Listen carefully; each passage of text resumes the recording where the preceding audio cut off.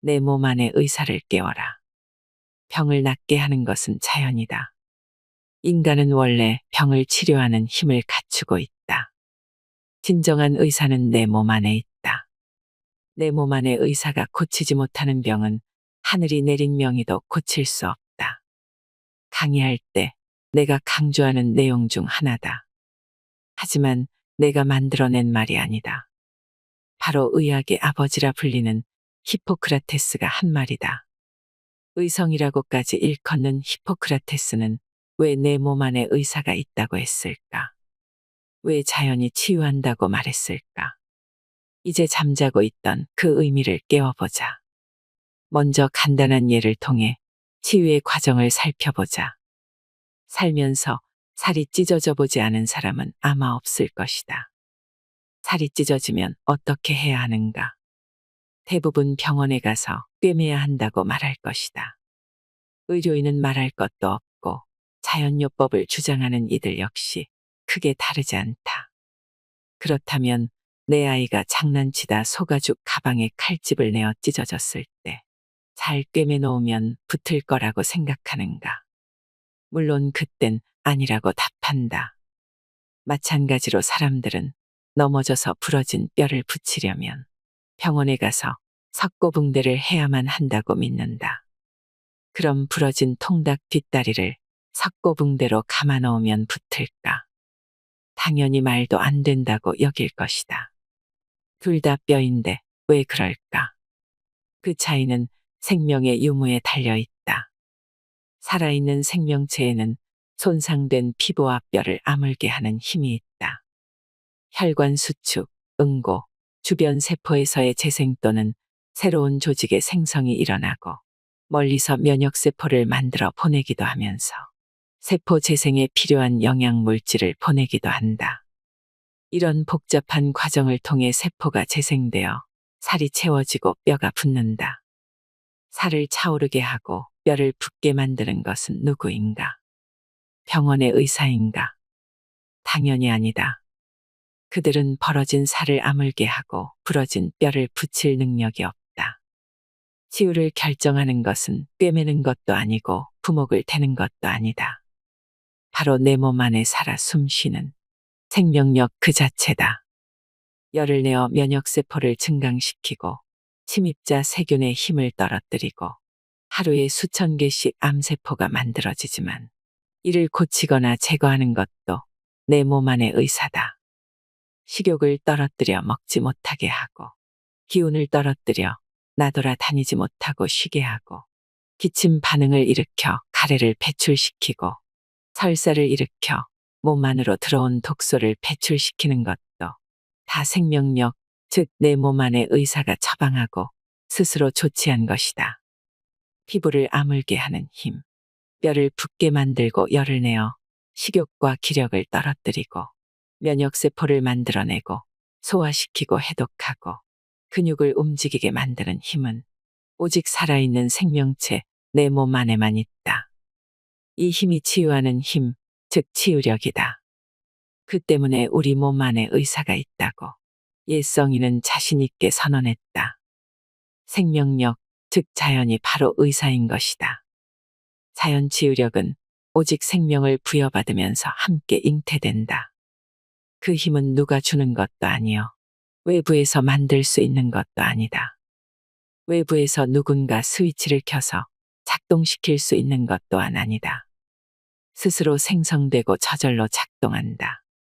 그렇게 치유는 스스로, 저절로, 자연적으로 이루어진다고 나는 말하는 것이다. 잘 꿰매고 부목을 대는 것과 상관없이 내 몸이 스스로 알아서 저절로 한다. 그래서 스스로 치유다. 그렇게 스스로 그럴 연자를 붙여 자연치유다. 그리고 질병을 치유하는 힘을 한자로 자연치유력이라고 말한다. 스스로 하는 치유는 기술로 하는 것이 아니다. 치유는 내 몸속에 존재하는 치유하는 힘이 저절로 작동하여 이루어진다. 자연치유는 내 몸이 알아서 하기 때문에 당연히 부작용이 없다. 이렇듯 치유 원리는 단순하다. 내 몸이 스스로 치유하지 못하면 그 누구도 치유할 수 없다. 내 몸 안에 스스로 치유하는 힘이 남아있지 않다면 역시 그 어떤 사람도 치유할 수 없다. 암 환자 입장에선 하찮은 이야기라 여기고 그냥 제쳐놓을지도 모르겠다. 그러나 이 진실의 수용 여부에 따라 치유는 결정된다. 애석하지만 거의 모두가 믿고 따랐던 약, 항암제, 수술, 방사선 치료는 치유를 결정하지 못한다. 심지어 침, 뜸 등 자연요법 역시 크게 다르지 않다. 내 몸 안의 의사를 깨워라. 그러면 치유가 당신 곁에 다가올 것이다. 내 몸 안의 의사에게 기운과 활력을 불어넣어주는 핵심은 바로 내 삶이다. 금주, 금연, 충분한 쉼과 적절한 활동, 현미밥, 채식, 그리고 자연 환경에서의 삶. 즉, 자연치유적 삶이 바탕이 되지 않는다면 그 어떤 치료도 효과를 기대할 수 없다. 누구든 예외 없이 자연치유적 삶에 다가갈 때 완전한 치유는 점점 선명해진다. 병을 낫게 하는 의사는 내 몸 안에 있고 자연이다라고 외쳤던 옛 성인의 말에 의사인 나는 고개를 숙인다. 병을 고치겠다는 내 오만을 벗어던진다.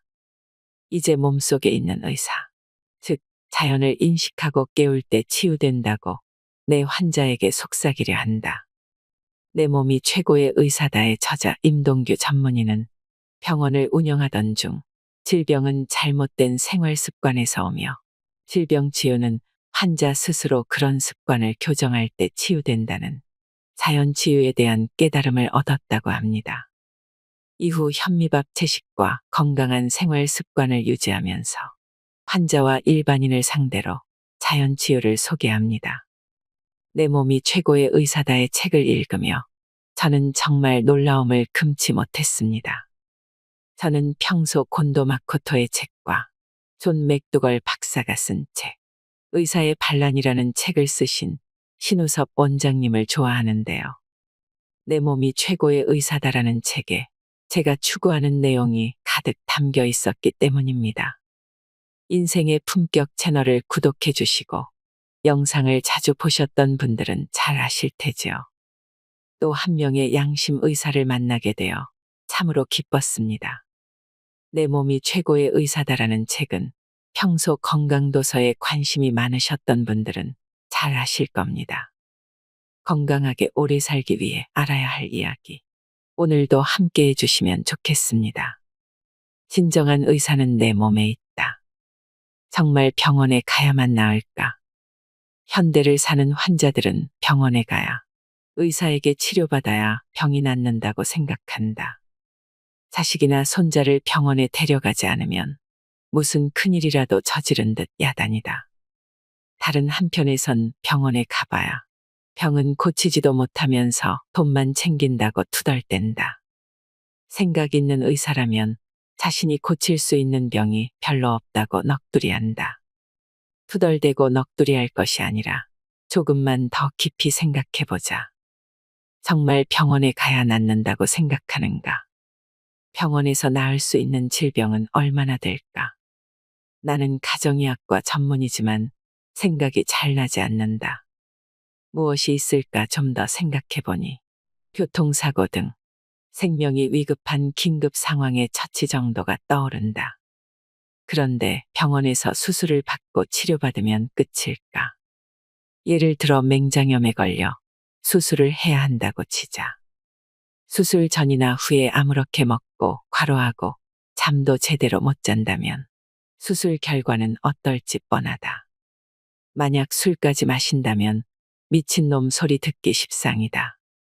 이처럼 맹장염조차 수술 그 자체로만 병을 낫게 할 수는 없다. 오히려 수술보다 더 중요한 것은 일시적이나마 술, 담배는 물론 고기나 과로도 피해야 한다. 적어도 전날 입원하고 수술 뒤에도 며칠 동안 충분히 쉬어야 한다. 그래야 수술 후유증 없이 잘 아문다. 혈액 환자가 약을 먹으면 끝일까? 여전히 술, 담배에 과로와 스트레스 속에 머물러 있다면 아마 나을 것이라고 말할 사람은 하나도 없을 것이다. 술, 담배를 끊고 푹 쉬고 고기를 피하고 잘 잔다는 의미는 무엇일까?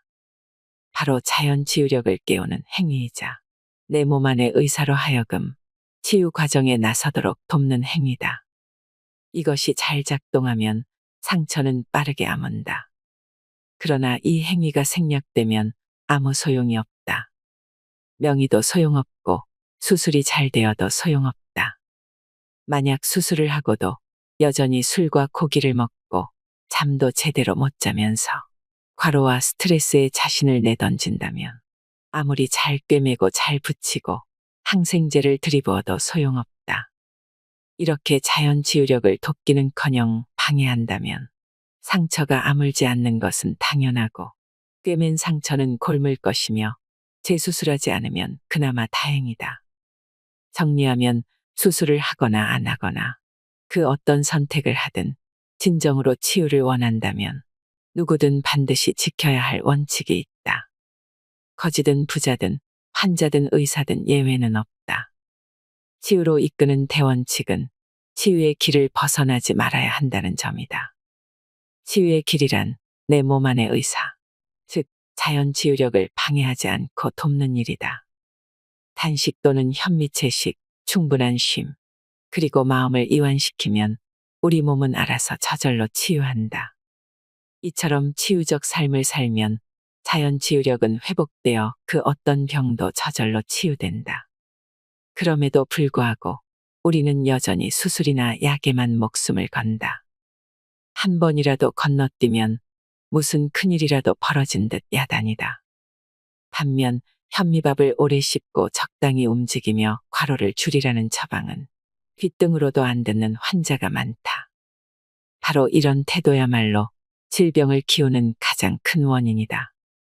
진정으로 치유를 원한다면 생각에 변화를 주어야 한다. 기존의 관념을 모두 버려도 좋다는 생각으로 마음을 열어놓아라. 그리하면 치유의 축복으로 가득 채워질 것이다. 과연 특별한 치료법이 있을까? 사람들은 병에 걸렸다는 사실을 아는 순간 무엇부터 할까? 아마도 대부분이 가장 먼저 그 질병에 대한 특별한 치료법을 찾아 나설 것이다. 질병이 위중할수록 병원이나 한의원에 매달린다. 고혈압에 걸렸다면 혈압을 떨어뜨리는 약, 당뇨병 환자라면 혈당을 떨어뜨리는 약, 암에 걸렸다면 암덩어리를 제거하는 수술 또는 방사선 요법을 택하는 것이 일반적이다. 그런데 의료 혜택이 커지고 의료 기술은 발전해 가는데 암으로 죽는 사람이 늘어가는 것은 무슨 연유일까? 뇌혈관 질환이나 심장 질환 등 혈관성 질환이 여전히 사망 원인의 큰 비중을 차지하는 까닭은 무엇일까? 그 이유로 평균 수명이 늘어 노인 인구가 증가하기 때문이라고 말하는 전문가들이 많다. 물론 이론적으로만 보면 고령일수록 질병이 생길 가능성은 높다. 늙어가면서 세포 역시 노화되니 당연하다고 여긴다. 하지만 그것은 어디까지나 이론일 뿐, 현실은 그렇지 않다. 누구든 태어날 때 특별한 건강상의 문제를 갖지 않았다면 자기 수명을 다할 때까지 큰 질병 없이 살아갈 힘을 갖고 있다. 생각해보라. 정말 나이가 큰 변수라면 장수촌의 많은 노인들은 대부분 중질환 환자여야 한다. 하지만 그렇지 않다는 것을 여러분도 알고 있다. 왜 장수촌 노인들만 질병으로부터 자유로운 축복을 누린다고 생각하는가? 나이가 큰 변수가 아니라는 이유는 또 있다. 의료기술이 획기적으로 발전하고 의료 혜택의 범위도 커져가지만 암, 고혈압 그리고 당뇨병처럼 만성적인 중질환의 발생 연령은 점점 낮아지고 있다. 조기 검진을 받는 사람도 늘고 질병보험 가입자도 늘었지만 질환 때문에 생을 접어야 하는 젊은이 역시 갈수록 늘어만 가고 있다. 이것이 진실이고 현실이다. 나이는 질병 발생에 영향을 줄 수 있다고 말할 수는 있지만 현실에서 질병 발생에 결정적인 역할을 하는 것은 아니다. 그렇다면 왜 이렇게 중질환 환자가 늘어나고 또 자기 수명을 다 누리지 못하고 질병으로 죽는 사람이 많은 까닭은 무엇일까? 여러 가지 각도와 관점으로 설명할 수 있다. 그중 하나가 의료인 등, 타인에게 또는 다른 치료 물질 등 특별한 치료법에 자신을 내맡겼기 때문이다. 특별한 치료법으론 치유되지 않는다. 따라서 특별한 치료법이 있다는 잘못된 믿음과 그 믿음에 따라 자신을 내던졌다면 당연히 온전한 치유에 이를 수 없다. 물에 빠진 사람은 지푸라기라도 잡는다는 말이 있듯이 무엇이든 움켜쥐려는 그 심정은 이해된다. 그렇기에 특별한 치료법에 쉽게 매달릴 수밖에 없을 것이다. 더구나 특별한 치료법을 당연스레 여기는 풍토에선 그 유혹을 떨쳐버리기가 거의 힘들 것이다. 하지만 안타깝게도 약에 매달릴수록 결과는 자신이 바라던 것과는 정반대로 점차 멀어진다. 약으로 대표되는 특별한 치료법은 대부분 치유하는 데 큰 도움을 주지 않을 뿐더러 여러 가지 문제도 있다. 오히려 질병 치유를 방해하고 질병을 악화시키는 경우도 있다. 그렇다고 약 등 특별한 치료법의 순기능이 전혀 없는 것은 아니다. 참기 어려운 괴로움이나 고통을 빠르게 가라앉혀주는 효과가 있다. 하지만 그 효과는 아쉽게도 일시적일 뿐이다. 매우 짧다.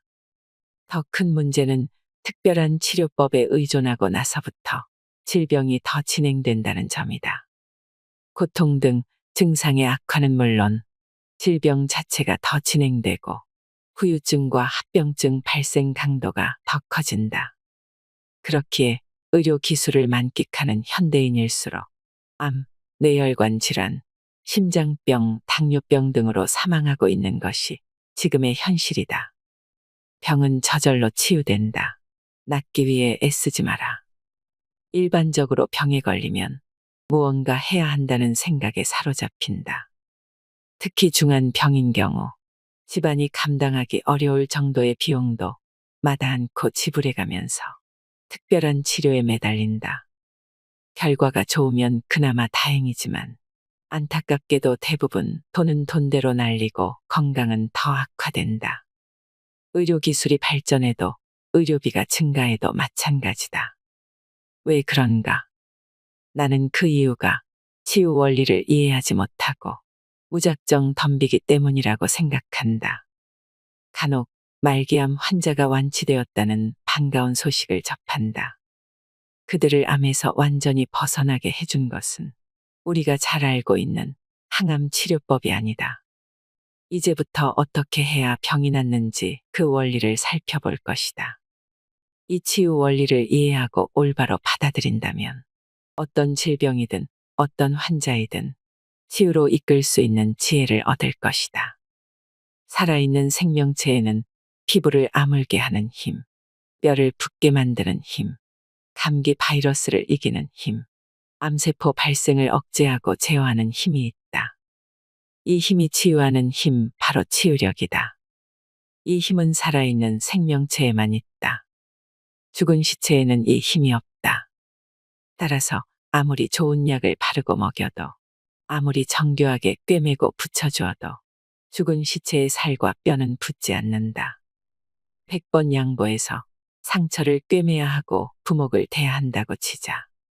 그렇게 했으니까 술 마시고 고기와 인스턴트 식품으로 배 채우고 과로하고 상처를 더럽혀도 살이 아물고 붙을 거라고 믿는가. 붙는 것은 고사하고 덧나고 곪지 않으면 다행이다. 왜 그럴까? 그 이유는 내 몸 안에 의사가 일하려는 것을 방해했기 때문이다. 그런데 사람들은 내 몸 안에 의사를 들여다보지 않고 병원의 의사를 찾는다. 치유는 그 어떤 전문가도 대신할 수 없는데 말이다. 왜 이런 착각을 할까? 살이 찢어지면 많은 사람들이 병원을 찾아가 꿰맨다. 그러면 대부분 아문다. 바로 이런 습관과 태도로 인해 벌어진 살을 차오르게 하고 붓게 하는 역할이 꿰매는 것이라고 믿어버린다. 그러나 이는 큰 착각이다. 상처를 꿰매는 것은 살을 차오르게 하는 일과 직접적인 연관이 없다. 다만 서로 맞붙게 해줌으로써 살이 차오르는 속도를 빠르게 해주는 역할을 한다. 상처가 아물고 살이 차오르게 하는 힘이 없다면 아무리 꿰매도 붓지 않는다. 치료받을 것인가, 치유할 것인가. 환자나 의사들이 질병을 다스리는 데 있어 가장 크게 착각하는 것 중 하나가 치료와 치유를 혼동하고 혼용하는 것이다. 흔히 사람들은 병에 걸렸을 때 의사나 전문가에게 치료받으면 나을 것이라 생각한다. 그래서 의사가 빼먹지 말라며 처방해준 약을 깜박 거르기라도 하면 무슨 큰일이라도 난 것처럼 야단이다. 반면에 내가 금식하세요, 현미식하세요라고 건네는 말은 처방으로 생각하지 않는다. 치유에 이르려면 매우 전문적이고 복잡한 과정을 거쳐야 한다고 여긴다. 당연히 자기 몸이 스스로 치유한다는 생각은 꿈도 꾸지 못한다. 치료란 풀었으면 고치다라는 의미다. 즉, 약, 수술, 방사선을 필두로 한약, 침, 뜸 등이 여기에 해당한다. 그런데 의료 전문가나 자연요법가에게 치료받으면 병이 나을까? 그러면 정말 좋겠다. 명의를 고용할 돈만 있으면 다 치료될 테니 말이다. 그런데 애석하게도 진시황이나 스티브 잡스 역시 최고의 주치의를 두고 있었겠지만 일찍 세상을 떴다. 치료로는 병을 낫게 하는 게 아니기 때문이다. 치료는 대개 증상 위주의 대증요법을 뜻한다. 약으로 열을 내리거나 침과 뜸으로 통증 또는 그 밖의 증상을 가라앉히거나 수술로 꿰매거나 암덩어리나 염증 부위를 제거하는 방식이다. 손바닥으로 가린다고 하늘이 없어진 게 아니듯 증상이나 징후를 일시적으로 없앴다고 질병 자체가 없어진 건 아니다.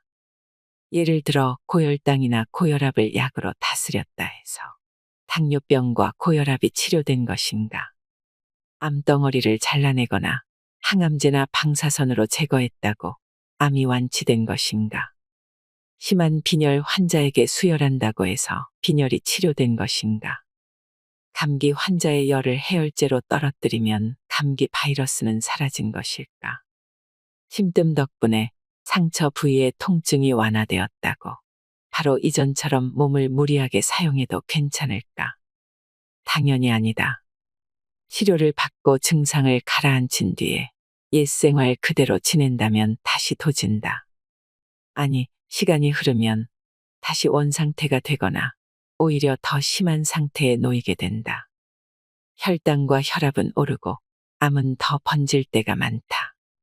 치료로는 질병의 원인을 잡을 수 없기 때문이다. 또한 치료로는 우리 몸의 자연 치유력을 회복시킬 수 없다. 꿰매도 찢어진 살을 차오르게 할 수 없고 부목을 대도 부러진 뼈를 붙일 수 없다. 백보 천보 양보에서 수술이 중요한 치료법이라고 치자. 그렇다면 같은 질병을 앓고 있는 거의 모든 환자에게 그 방법이 쓰여야 한다. 하지만 현실은 그렇지 못하다. 예를 들어 혈당이 잘 조절되지 않는 당뇨병 환자, 고령의 허약한 환자, 백혈병 등 면역력이 떨어진 환자는 대개 수술 대상에서 빠진다. 같은 암이라도 말기암 환자의 수술은 하지 않는다.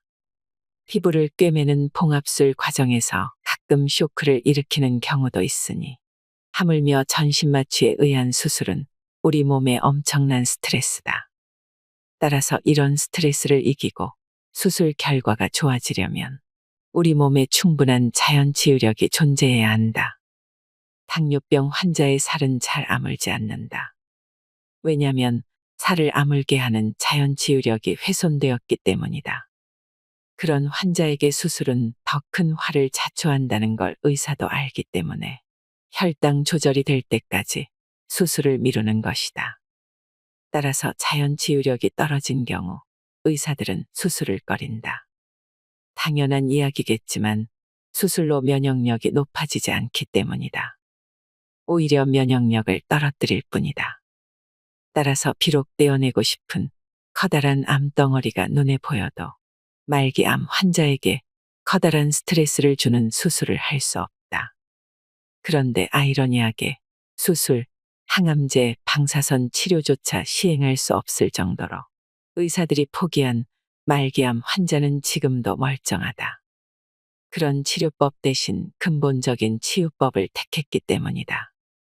왜 병에 걸리는 걸까? 원인 없는 결과는 없다. 사람 간의 관계도 그렇고 질병과 치유 역시 마찬가지다. 뿌린 대로 거둔다. 첫째, 질병은 스스로 선택한 삶의 결과, 그리고 자신을 사랑하지 않은 결과다. 둘째, 질병과 증상은 죽음으로 향하는 나를 돌려세우기 위한 내 몸 안의 처방이다.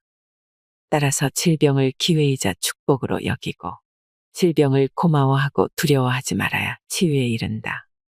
셋째, 치유를 원한다면 질병의 원인을 뿌리 뽑아야 하고 삶을 바꿔야 한다. 넷째, 아플 만큼 아파야 치유된다. 이제 의사들도 고혈압, 당뇨병, 고지혈증, 암 같은 만성 성인병을 생활 습관병이라고 부른다. 생활 태도가 어떠냐에 따라 질병 발생과 치유 여부가 결정된다는 사실을 깨닫기 시작한 것이다. 그만큼 생활 태도와 습관이 결정적이다. 고혈압, 당뇨병, 암에 걸릴 수밖에 없게 살면 그런 병에 걸린다. 알고 했든 모르고 했든 환자는 질병이 찾아올 만한 생활을 함으로써 자기 몸의 질병을 불러들인 것이다. 이렇듯 현대를 살아가는 대다수 사람들은 모두 스스로 질병의 씨앗을 뿌리고 있다. 성적이 올랐다고 피자를, 승진했다고 한턱 쏜다. 몸에 나쁜 음식, 육식, 피자, 음료수 등을 권하고 술, 담배를 강권한다. 외식, 고급 차, 고급 아파트, 고급 가전제품으로 과시하기 위해 우리 몸을 혹사시키며 자신과 자녀들을 내몬다. 건강을 해치는 그런 물질을 얻기 위해 몸을 혹사하는 아이러니한 사건이 매일 매시간 일어난다. 바로 병을 만드는 삶이다. 간혹 골초인데도 폐암에 걸리지 않고 오래 살고 조미료에 찍어 먹고 콜라에 밥 말아 먹고 살아도 당뇨병이나 비만이 생기지 않는 사람들이 있다. 그 이유는 한마디로 질병을 감당하는 힘이 태어날 때부터 남다르기 때문이다. 조상으로부터 큰 자연 치유력을 물려받은 복받은 사람들이다. 그러나 자만하면 끝내 무너진다. 흡연의 육식 과다 섭취, 과로와 스트레스를 보탠다면 언젠가 자연 치유력을 뛰어넘어 반드시 폐암 아니면 다른 암 또는 다른 만성 질환에 걸린다. 즉, 치유하는 힘, 자연 치유력과 치유를 방해하는 힘, 질병 원인의 총합 간의 균형이 역전될 때 질병이 생긴다. 이렇게 질병의 원인 못지않게 자연 치유력 또한 중요하다. 질병 원인의 총합보다 자연 치유력이 크면 건강인이고 질병 원인의 총합이 자연 치유력보다 크면 환자인 것이다. 진정으로 치유를 원한다면 삶의 변화를 주어 질병의 뿌리를 제거하라. 병원 의사에게 의지할수록 병은 깊어진다. 간혹 들어갈 땐 제 발로 멀쩡하게 병원 안으로 걸어 들어갔는데 죽어서 들것에 실려 나왔다는 가십거리 뉴스를 접하면 씁쓸해진다. 분명 수술도 잘 되었고 치료도 잘 되었다는데 그 환자는 더 이상 이 세상 사람이 아니다. 보호자 입장에선 그야말로 황당하기 짝이 없다. 의료진의 실수였을까? 거의 대부분 그렇지 않다. 의사라서 의사 편을 드는 것이 아니다. 아무리 돈을 밝히는 의사라 해도 환자의 목숨을 가지고 장난치는 경우는 거의 없다. 왜냐하면 잘못되었을 경우 자신도 다치거나 곤욕을 치러야 하기 때문이다. 그렇다면 왜 누구도 원치 않는 이런 황당한 사건이 일어나는가? 의사는 치료만 할 줄 알지 치유에 대해서는 잘 모른다. 암덩어리를 제거하는데 최고 권위자는 의사들이지만 암이 생기는 원인이나 암을 이겨내는 방법에 대해서는 거의 무지하다. 수술, 항암제, 방사선 치료 기술은 전문가이지만 그런 치료의 결과를 높이는 방법에는 무지하며 잘못 알고 있는 경우가 대부분이다. 과거에 내가 배운 책의 내용들, 특히 치료와 관련된 내용은 대부분 수정되거나 뒤집어졌다. 마찬가지로 지금 의대생들이 공부한 내용은 얼마 지나지 않아 뒤집어질 것이다.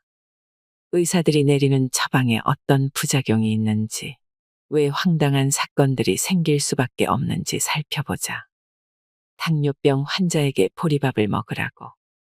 의사들은 당뇨병 환자에게 보리밥을 먹고 또 운동을 많이 하라고 권한다. 그리고 저혈당에 빠지면 사탕이나 꿀물을 먹으라고 주의를 준다. 그런데 이대로 따르면 당뇨병은 더 심해지거나 또 다른 문제에 직면한다. 현재 시중에 판매되는 보리는 거의 대부분 흰쌀처럼 도정되었다.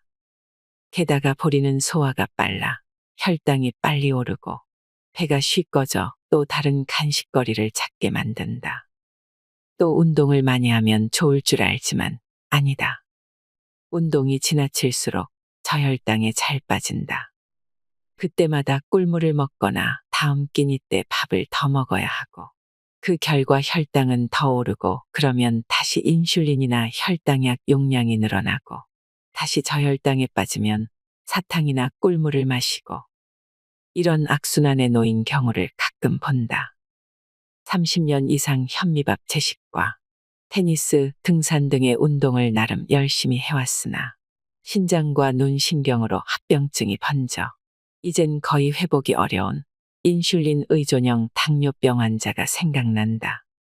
그래도 치유가 불가능하진 않지만 이제는 의욕을 잃어버려 더 이상 해볼 도리가 없어 보이는 안타까운 환자였다.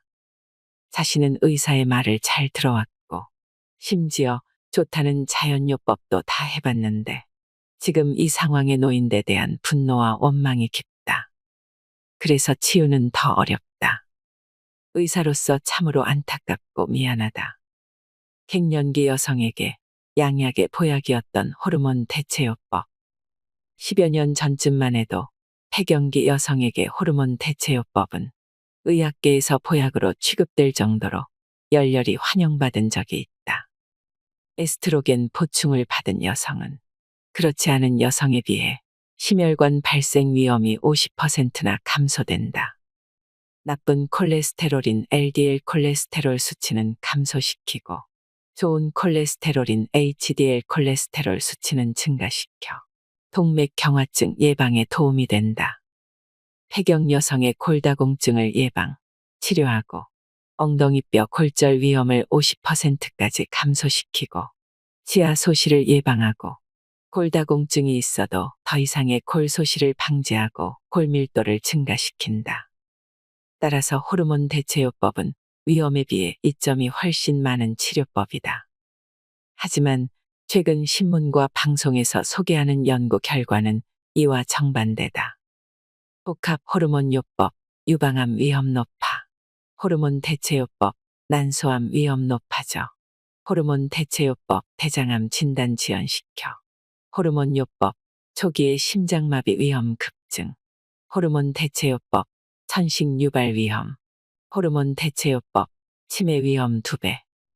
급기야 에스트로겐이 발암물질 명단에 추가되기에 이르렀다. 생존 가능성이 더 낮은 5cm 이상의 종양 유방암 환자가 1990년대 이후 급격한 증가세를 보이는데 주 원인 가운데 하나가 바로 호르몬 대체요법 때문이라는 보고도 있다. 몇 년 사이에 이렇게 완전히 뒤집어진 내용이 나올 수 있는지 정말 신기하다. 개발 당시에는 이런 예측을 못했을까. 혈압 강화제는 뇌경색 위험을 키운다. 뇌졸중은 크게 뇌출혈과 뇌경색 두 가지로 나눈다. 10년 전만 해도 60대 40 정도로 뇌출혈이 조금 많았다. 그러나 지금은 뇌경색 80%, 뇌출혈 20%로 역전되었다. 매년 약 6만 명 이상의 뇌졸중 환자가 발생하고 현재 약 20만 명 이상의 환자가 존재하고 있는 것으로 추정된다. 뇌졸중 예방의 핵심인 혈압약, 당뇨약, 심장약, 그리고 아스피린을 먹고 있는데도 줄기는커녕 왜 이렇게 뇌졸중 환자는 늘고 있을까? 황당하게 느껴지겠지만 그런 약만 먹고 있었기에 증가하는 것이다. 약을 먹으면 예방될 것이라는 아니란 생각을 부추겨 실제 예방법인 자연치유적 삶으로의 변화를 등한시하도록 유도한 것이 주원인이다. 게다가 인위적으로 혈압을 떨어뜨리면 뇌출혈 발생은 줄겠지만 피 흐름이 약해지고 상처난 부위의 찌꺼기가 더 잘 끼어 뇌경색이 늘어나는 것이다. 동맥경화증의 근본 원인을 제거하여 혈관을 넓힐 생각은 하지 않고 눈에 보이는 혈압만 떨어뜨린 어리석음의 결과가 뇌경색에 의한 중풍 발생을 증가시킨다. 골다공증 환자가 우유와 멸치를 먹으면 뼈가 더 약해진다. 대다수 의사들이 골다공증 환자에게 약과 함께 우유나 멸치를 먹으라고 권한다. 그러나 이런 음식은 기존 상식과 달리 오히려 뼈를 약하게 만든다. 이는 간단히 확인할 수 있다. 우유 섭취량이 많은 나라 순으로 골다공증 발생 빈도가 가장 높다는 통계가 바로 그것이다. 동물성 단백질은 질소와 인을 다량 함유하고 있으며 분해되면 최종적으로 산성을 띠는 질소와 합물과 인화 합물을 생성한다. 이런 산성 물질을 중화하기 위해서는 알칼리 원소가 필요하다. 그래서 칼슘이 뼈에서 빠져나와 결과적으로 골다공증이 생긴다. 항생제 오남용.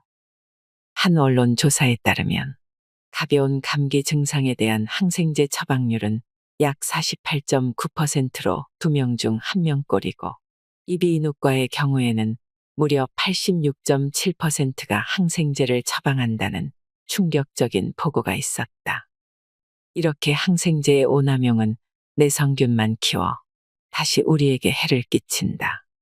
모든 의학적 검사, 약 처방, 수술, 방사선 치료는 늘 위험을 감수해야 한다. 자연스럽지 못한 인위적 행위이기 때문이다. 자연스러움은 자연의 일부인 우리 인간에게도 이롭다. 하지만 부자연스러운 인위적 행위들은 자연과 인간 모두에게 피해를 준다. 항콜레스테롤제의 부작용. 여러 종류의 고지혈증약이 있지만 그중 스타틴 제제는 콜레스테롤 생성을 억제한다. 그런데 이 효소가 막혀버리면 인체 내에서 에너지 생성, 유해 산소와 활성산소 처리에 반드시 필요한 항산화제 코큐텐의 생성도 차단된다. 병원 혜택이 늘어나는 만큼 약은 더 쓰이지만 환자는 줄지 않고 더 심각한 환자가 양산된다. 의사의 권유를 무조건 신뢰하지 말라고, 병원에 의지하지 말라고, 스스로 자기 몸 안의 의사를 끄집어내라고 말하기 위해 나는 병원에 서 있다. 진정으로 치유를 원하는가? 그렇다면 병원과 의사를 멀리하라. 그리고 내 몸 안의 의사에 집중하라. 만병을 다스리는 4가지 보물. 완전한 치유를 위한 3가지 조건. 질병으로부터 자유로워지고 완전한 치유를 얻으려면 3가지 조건을 갖추어야 한다. 첫째, 긍정적인 마음을 지니는 것. 우리 몸은 그 사람의 생각에 따라 반응한다. 신과일을 생각하면 침이 나오고 슬픈 일을 떠올리면 맘이 아리고 눈물이 난다. 나을 수 있다는 희망이 클수록 우리의 몸은 치유하는 쪽으로 움직이려 한다. 치유되리라는 확신을 키워갈수록 우리 몸 역시 치유를 당연한 것으로 받아들이려 한다. 플라세보 효과란 말이 있다. 가짜 약을 주어도 그 약이 낫게 해줄 것이라고 믿으면 증상이 가라앉는 현상이다. 과민성 대장증후군 환자를 대상으로 한 연구에 의하면 60% 이상까지 효과를 보았다고 한다. 그런데 이런 희망과 믿음을 키우기는커녕 우울, 원망, 불안, 이별과 죽음에 대한 공포와 두려움을 떨쳐내지 못한다면 우리 몸도 원치 않는 방향으로 나아간다. 실제로 암 환자가 아니었음에도 오진으로 암말기 선고를 받은 뒤 실망과 절망 속에 빠져 몇 개월도 지나지 않아 이 세상을 뜬 황당한 일도 있었다. 그만큼 희망과 믿음은 중요하다. 둘째, 스스로 올바른 길을 찾는 것. 희망과 믿음은 치유를 위해 반드시 필요한 전제 조건이지만 치유를 완성시키는 충분 조건은 아니다. 희망과 믿음을 키울 수 있는 원동력, 즉 올바른 치유의 길을 찾아가는 지혜를 얻어야 한다. 이것이야말로 희망과 믿음의 원천이며 완전한 치유를 향한 참다운 돌파구다. 셋째, 그 길을 제발로 걸어가는 것. 스스로 의사가 되어야 한다. 올바른 길을 알고 있어도 그곳에 그냥 머무른다면 더 이상의 진전은 없다. 변화하고 벗어나려는 적극적인 의지를 발휘하기는커녕 할 수 없다, 어쩔 수 없다, 안 된다며 스스로 주저앉고 부정한다면 어느 누구도 대신해 줄 수 없다. 오십견으로 통증이 있어 움직이기 힘들더라도 스스로 조금씩 끊임없이 움직여야 몸이 부드러워지고 회복된다. 즉, 생각을 바꾸고 행동에 옮기면 치유된다. 아프다고 아예 안 움직이려 한다면 그 관절은 점점 굳어버려 더 이상 움직일 수 없게 된다. 현미밥이 좋은 줄 알면서도 먹지 않는다면 당뇨병의 치유는 요원하다. 신체 활동이 꼭 필요하다는 것을 알면서도 움직이려 하지 않는다면 비만과 당뇨병을 향해 점점 다가갈 수밖에 없다. 자신의 생명은 스스로 지키는 것이다. 무엇을 선택하든 자기 스스로 해야 한다. 병원이나 의료진을 선택하고 자신의 가장 핵심적인 질병 원인을 찾아내 교정하고 자신의 체질에 더 적합한 음식이나 활동 방법을 찾아내는 것 역시 스스로 해야 한다. 마음을 바꾸는 것도 그 생각대로 움직이는 것도 자기 자신이다. 자기 증병과 증상에 대해 스스로 대처하고 다룰 줄 알 때 질병 치유는 성큼 다가선다. 이 세 가지 조건 중 하나라도 부족하면 치유에서 멀어진다. 특히 암 같은 중증 질환은 더욱더 그렇다. 우리 몸이 하는 일을 방해하지 마라. 감기에 걸리면 열이 나면서 자꾸 가라앉고 기운이 없고 입안이 깔깔해진다. 이때 대부분은 억지로라도 잘 먹고 기력을 되찾으려 애쓴다. 하지만 안타깝게도 그럴수록 병은 더 깊어진다. 왜냐하면 식욕, 기력, 정신이 무뎌지고 약해지는 이유는 질병에 의한 증상이 아니다. 그런 증상과 반응은 우리 몸이 그러길 바라서 나타나는 현상이다. 입맛을 떨어뜨려 먹지 말라는 소리이고 기운을 떨어뜨려 쉬라는 바람이며 정신을 무디게 만들어 신경 쓰지 말라는 뜻이지. 억지로 먹고 기운을 내고 정신 차려 무리해서 일을 다시 하라는 뜻이 아니다. 동물들은 이를 본능적으로 알고 행동한다. 애완견이나 고양이는 아프면 전혀 먹지 않는다. 아무리 맛있는 것을 코앞에 놓아두어도 거들떠보지 않는다. 귀찮다는 듯 고개를 돌리고 계속 잠만 잔다. 심지어 물도 잘 먹지 않는다. 이렇게 지친 몸과 마음 그리고 몸속의 기관들이 쉬는 동안 에너지는 절약되고 그 에너지를 치유하는 데 몰아쓰게 된다. 그럼에도 부모들은 열심히 먹이려 한다. 한두 끼는 물론 그보다 더 오래 굶어도 문제는커녕 치유를 더 빠르게 돕는 행위임에도 그새를 못 참는다. 억지로 먹이기 위해 달고 먹기 좋은 죽을 대령한다. 과일이면 그나마 다행이지만 달콤한 케이크나 햄버거 등으로 사라진 아이들의 입맛을 자극하려 한다. 그것도 모자라 감기 바이러스가 득실거리는 병원에 데려가 약을 먹인다. 주사를 놔주지 않으면 섭섭해하기도 한다. 아주 심한 고열을 제외하고 해열제를 사용하는 것은 아무런 도움이 안 될 뿐 아니라 오히려 치유를 방해하는 행위다. 당뇨병도 마찬가지다. 너무 잘 먹어서 췌장이 기절한 상태가 당뇨병인데 빠진 살을 보충하겠다고 사고를 고아 먹이려 든다. 암 환자도 결핵 환자도 별다르지 않게 대응한다.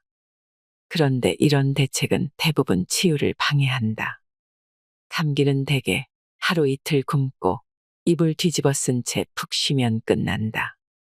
그러나 예전처럼 돌아가면 또 감기에 걸린다. 따라서 감기에 다시 걸리지 않으려면 감기에 잘 걸리지 않는 생활 습관이 필요하다. 암처럼 심각한 질병인 경우 반드시 평생에 걸쳐 암을 예방하는 삶, 암을 치유하는 삶을 만들어가야 한다. 너무 과로하지 말고 적당히 쉬면서 충분히 숙면을 취하고 몸에 해로운 달고 기름진 음식과 외식은 피하는 대신 현미밥 채식 위주로 식사하고 맑은 공기와 물 그리고 햇볕 등 자연 환경과 친해지고 지나친 긴장이나 스트레스를 내려놓으려 하는 태도가 필요하다. 이렇게 건강한 삶을 누리면 당연히 감기는 오지도 않고 설령 온다 해도 쉽게 치유된다. 또한 우리가 늘 걱정하는 당뇨병, 고혈압, 뇌졸중, 암 역시 우리 곁에 머물 겨를이 없다. 만병을 다스리는 네 가지 보물. 만병을 다스리는 네 가지 보물은 다음과 같다. 첫째, 건강한 먹을거리와 섭생 습관. 둘째, 알맞은 움직임과 적당한 쉼. 셋째, 자연적인 주거와 의복 환경. 넷째, 자연스러운 마음. 이 네 가지는 각각 자기만의 빛을 발휘한다. 내뿜는 빛이 모두 다르다. 어느 것 하나도 다른 것을 대신할 수 없고 모두 소중하다. 약이 되는 음식, 독이 되는 음식. 섭생법의 첫 번째 원칙은 소식, 절식. 섭생법의 대원칙은 적게 먹으면서 최대 효율을 얻는 것이다. 힘을 쓰고 근력을 키우려면 탄수화물이나 단백질 등 칼로리 영양분 섭취량을 보통 사람보다 늘려야 한다. 하지만 치유, 그것도 암이나 고질적인 질병의 치유를 원하는 사람이라면 전체 양을 줄이거나 당분간 끊어야 한다. 치유에 꼭 필요한 정도를 넘는 과잉 섭취된 여분의 양을 소화, 분해, 흡수, 운반, 대사, 배설을 하느라 정작 더 중요한 영역, 암 치유에서는 면역력, 당뇨병 치유에서는 대상 능력에 치유력이 분산되기 때문이다. 한 연구에 따르면 먹고 싶은 대로 맘껏 먹인 쥐에서는 암 발생률이 80%, 맘껏 먹게 하고 방사선을 쬐인 쥐에서는 암 발생률이 100%였다. 하지만 40% 정도 절식한 쥐에서는 암 발생률이 제로였다고 한다. 또 1994년에 네덜란드 사람들을 대상으로 20% 절식 실험을 한 결과 10주 만에 모든 사람들의 혈압, 지방, 콜레스테롤 수치가 정상으로 돌아왔다. 올해 연세가 90에 가까운 필자의 아버지는 배불뚝이지만 잔병 치레가 거의 없다. 그 비결 중 하나가 소식이다. 또한 칼로리 영양소는 줄이고 항산화 영양소, 비타민, 무기질, 섬유질 등 채소 섭취를 늘리는 것이 중요하다. 곡류는 힘을 내는데 주로 쓰이지만 채소의 영양분은 치유와 해독 작용에 주로 쓰이기 때문이다. 음식량을 줄이는 것과 함께 끼니 술을 줄이는 것도 필요하다. 특히 육체 노동을 하지 않는 대다수 현대인은 물론 환자들 역시 일일 이식, 심지어 일일 일식이 치유에 더 유리하다. 적게 여러 번 먹는 것도 하나의 방법이다. 소식을 위해 가장 중요한 것은 오래 씹기. 오래 씹으면 위장의 부담을 덜어주고 소화율을 높일 뿐만 아니라 과식을 막아준다. 또한 뇌 기능 자극과 해독 면역 물질 분비를 촉진하고 턱의 이상 발달을 막아준다. 내가 아는 치유에 이른 췌장암 말기 환자는 식욕이 넘쳐나지만 소식다작의 원칙을 지금도 잘 지키고 있다. 웬만한 암 환자들보다 훨씬 오랜 시간 밥을 먹는 그의 모습은 참 인상적이었다. 한 입 먹고 숟가락을 내려놓고 100번 이상 감사하고 기도하는 마음으로 씹도록 하자. 현미밥 채식이 가장 완벽한 밥상. 밥이 약보다 낫다는 우리말 속담이 있다.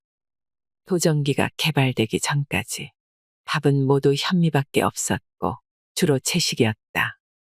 따라서 여기서의 밥이란 현미를 뜻한다. 10년 전 내가 처음 현미밥 채식을 접할 때는 이에 관한 책이나 정보도 그리 많지 않았고 또 생소했다. 하지만 이제 현미밥 채식이 좋다는 사실을 모르는 사람은 거의 없다. 문제는 이 밥의 가치를 이해 못하는 데 있다. 약을 챙기고 수술에 투자하는 데 비해 밥에 투자하고 그 가치를 받아들이는데 너무나 인색하다. 가끔 암 환자가 상담을 위해 먼 길을 마다하지 않고 방문한다. 대부분 오는 도중 휴게소에서 대충 끼니를 때운다. 먼 여행길로 인해 소모될 온갖 항사나 물질을 생각한다면 도시락을 더 잘 챙겨야 할 텐데 그런 생각까지 미치지 못한다. 23년간 인슐린에 의존했고 당뇨병 후유증으로 수차례나 수술했던 당뇨병 환자는 현미밥 채식을 한 지 3주 만에 인슐린을 완전히 끊었고 얼마 안 있어 중증 근무력증까지 해결했다. 내가 강조하는 현미밥 채식은 속껍질이 그대로 살아있는 통곡식을 껍질째 먹는 것을 말한다. 현미 통밀은 물론 감자도 속껍질을 그대로 먹고 고구마, 포도, 사과, 배, 심지어 귤까지도 가급적 껍질째 먹을수록 훨씬 이롭다. 껍질이나 껍질 바로 아래에 피토케미컬 등 항산화 물질과 섬유질이 다량 들어있기 때문이다. 농약 때문에 망설이는 경우가 있는데 과일은 밀가루나 숟가루를 풀어 씻어주면 된다. 그래서 나는 채식이라는 말 대신 건강 채식 또는 현미밥 채식이라는 말로 바꾸어 쓴다. 채식이라고 모두 다 건강한 음식이 아니라는 뜻이다. 설탕, 흰쌀, 흰밀, 보리, 흰소금 등 정제식품과 껍질을 벗겨낸 과일은 고기보다야 낫겠지만 치유 음식이 아니다. 영양학적으로 그리고 내가 직접 경험한 바에 의하면 가장 완벽한 밥상은 현미밥 채식이다. 요리법과 먹는 법에 따라 효율이 달라진다. 제철 음식 위주로 먹자. 노지에서 자란 제철 위주의 식물, 들의 핀쑥이나 냉이 등이야말로 최고의 음식이다. 여력이 된다면 좀 비싸더라도 유기농 채소를 선택하라. 그리고 더 나아가 거름조차 주지 않고 자연스럽게 자란 채소를 직접 길러 먹자. 한 번이라도 칼질하면 그만큼 비타민은 파괴된다. 감자튀김은 채식이지만 발암물질이다. 기름으로 볶는 요리법은 피하고 물로 볶도록 한다. 전자레인지로 데우는 것도 피하는 게 좋다. 밥과 물은 따로. 밥을 먹을 때는 물을 먹지 않는다.